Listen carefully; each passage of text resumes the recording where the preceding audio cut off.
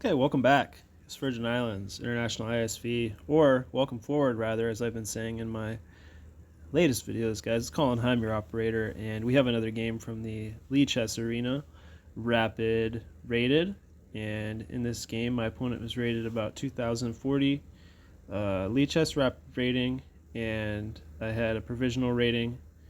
I forget what my rating was this game, but anyway, I only show my games in the advanced playlist, guys, against strong players, usually over 2,000 or around 2,100, even 2,200 and above in some cases. Okay, and I only show my best games against strong players to help you guys improve your chess and girls online and over the board, either on Saturdays or during the week when you guys get time to play online chess on chess.com or Elite Chess or whatever platform you guys use online. Okay, whatever open web-based source, free chess, or if you guys pay for FIDE online arena chess games as well. Okay, which is also good. The Open FIDE arena is really good.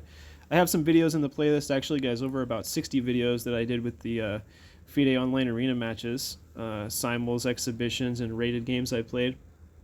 You guys can check those out in the playlist from about 2 years ago. Okay, guys, so today's date is Friday, February 16th, 2023, guys. Had the white pieces, guys, and as per usual, Bobby Fischer's Best by Test 1e4.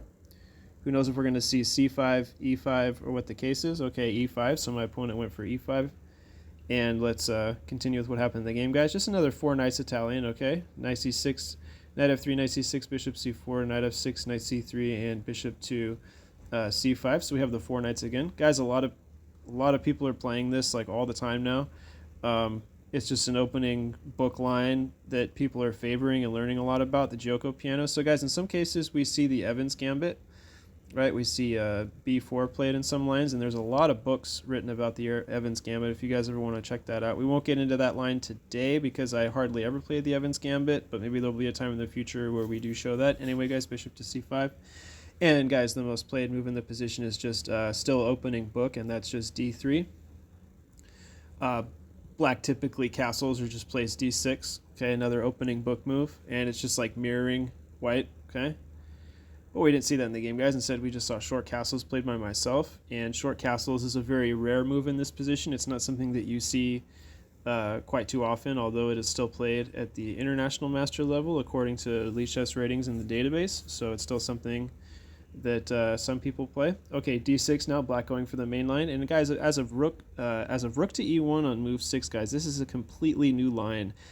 There are no games in the Elite Chess database from FIDE Masters or whatever, Grandmasters, International Masters. There are no games with rook to e1, guys. The most played move in this position, Wesley So had this against another Grandmaster in 2013, and he played the move h3. And that game ended in a draw half and half, okay? So guys, going back to the narrative, after rook to e1, we have a completely new game, and this line has never been played at master level FIDE chess, okay? Short castles played by my opponent, a3, so something of a novelty, guys. You're really good. Okay, so I took some time here and I thought to myself, okay, rapid game. All right, what am I going to do here? Do I capture? Do I drop back? I feel like, well, okay, if I drop back, takes, I get double pawns on the b file. If I, if I end up dropping back to a2 and takes, I don't know how I feel about that either.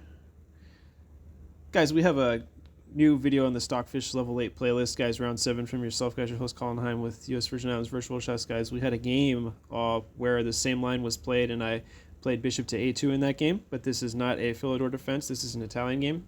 So I went ahead and obliged my opponent and captured, and he captured with the f-pawn, as he was anticipating.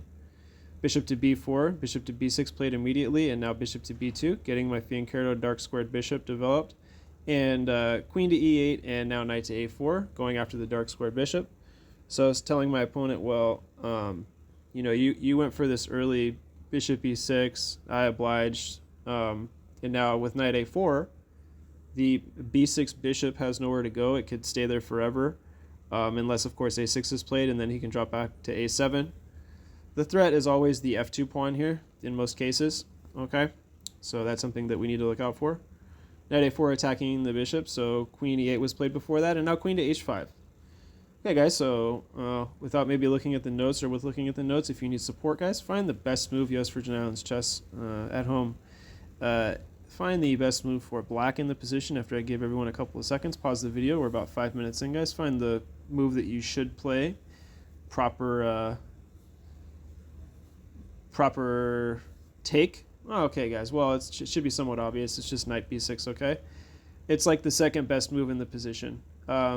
An even better move in the position, maybe, just maybe, could have been just d3 one time, okay? And this solidifies white's game, and you can get into a more complicated middle game, okay? And really kind of test black's strength or valor with this, h5.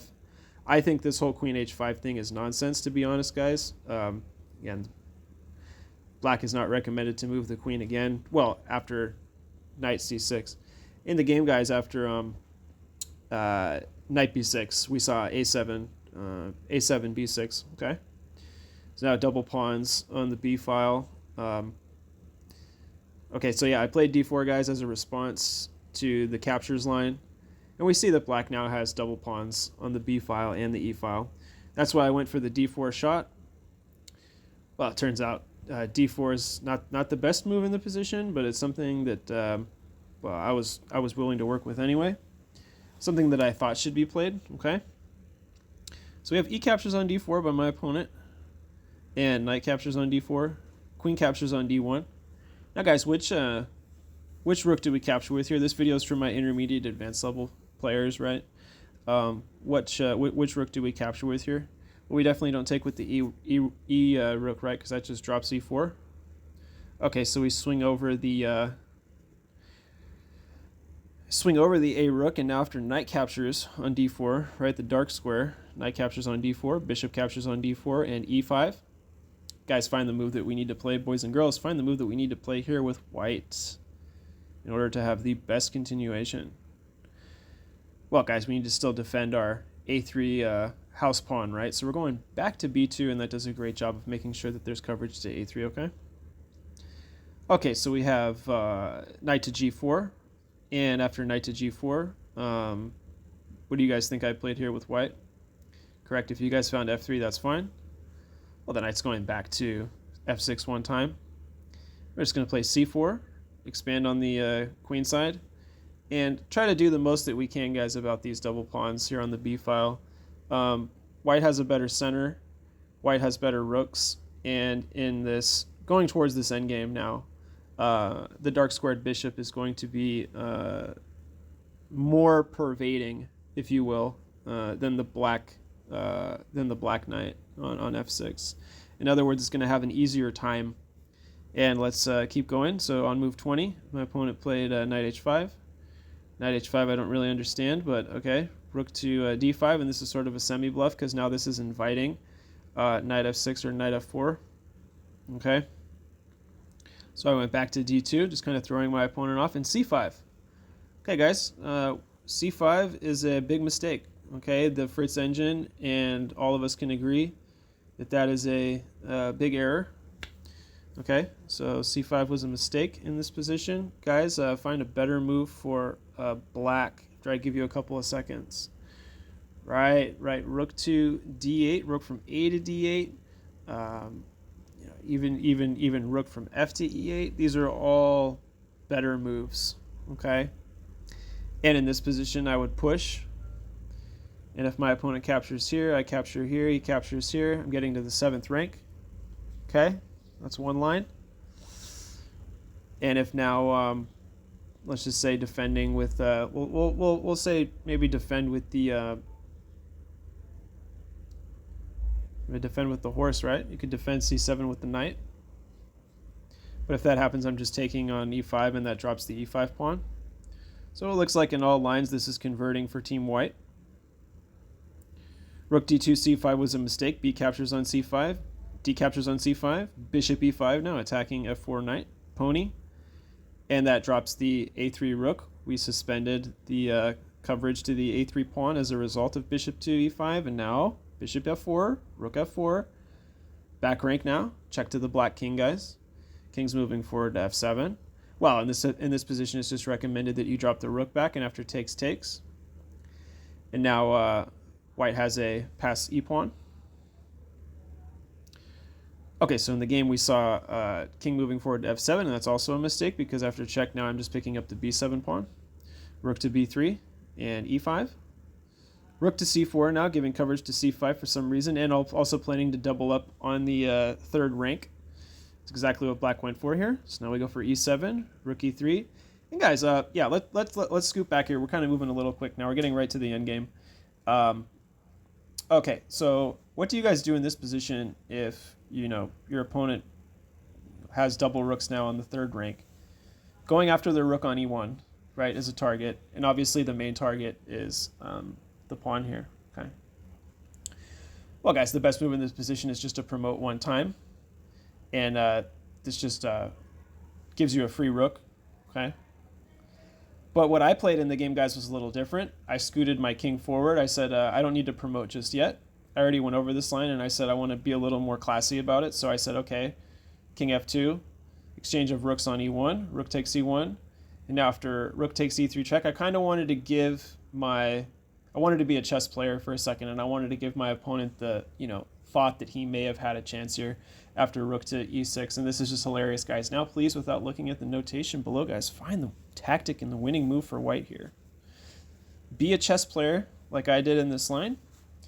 You guys could set this up over the board or check it out now on your mobile devices, guys, on your US Virgin Islands Chess International virtual ISV chess, guys. Find the on this YouTube playlist video, training video, guys, instructional videos brought to you by your host, Colin Heim, guys. What did you guys find? Did you guys find in this position? Did you guys find rook captures on b6? Rook captures on b6 is best, right, guys? So now there's no time to capture on e7, as that is an illegal move, so black is recommended to capture on b6. And what does that mean, guys? The surprise, right? Oops.